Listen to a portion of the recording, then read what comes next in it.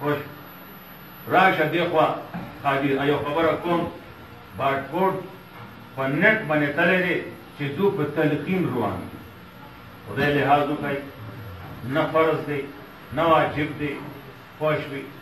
نه سنت موقت دی دا درې خو دی یو استحبابي عمل دی فرض ولې رسوی ما په لنډ اخلاص وکړه نه ما بیا بعد واورېده که نو بیا باټکوټ ته زه خو څه راړو نه راځم ته خپل کار فرض نه دی واجب نه دی سنت موقت نه دی علماو بعضو لیکلي یو مستحب عمل دی که چاو که کافر نه دی که چاو نه کوم کافر د یو مولي صاحب خپل مړی دی د سره دې نه کوي خپلواک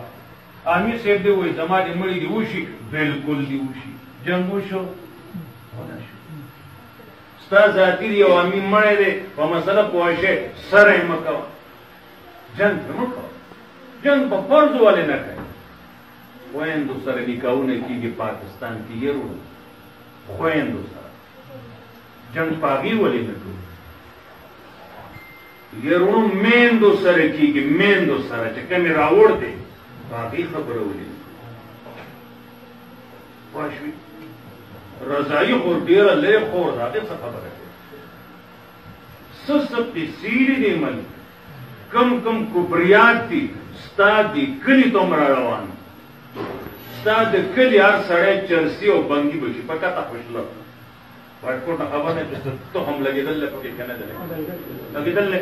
شکر وباسئ بیا چې تاسو د مولیان شکر نه وباسئ دومره غټ د خدای فضل باټکوټ ته چرس راځي پوه شوې دا ولې راځي جرګه کو تقریرونه علماو کړي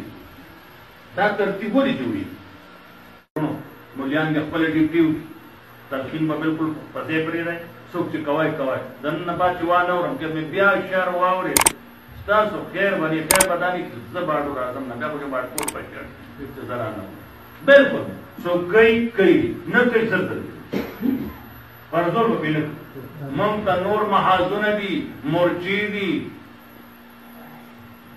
سرې سرې پتنې راته پاتې دي هغه سر ته نه شي دا بل څوک چې کوي کوي بلکل فشار نه کوو یو علما ته پته ده چې چا لیکلي جایز دی چې چا لیکلي نه ناجایز دي او څنګه دی او څنګه نه دي مصحباتو کې جنګ کو دی خوا شیطان نه هغه حلال حرام مسله پاتې شوه بلکل په دې باندې موږ هېڅ اختلاف یې ورسره نه وي څوک زموږ ورور مسلمان یې کوي دا نن څه فیصله وشوه دې شوه بس هغه لوی عذاب مسله ده روزانه ټلیفوني ما ته دا چلې نورې خبرې دي علما د خپل ډیوټي کوي څنګه چې وکړي ښه طریقه وایي پوه شوې دا دین اتفاقي دی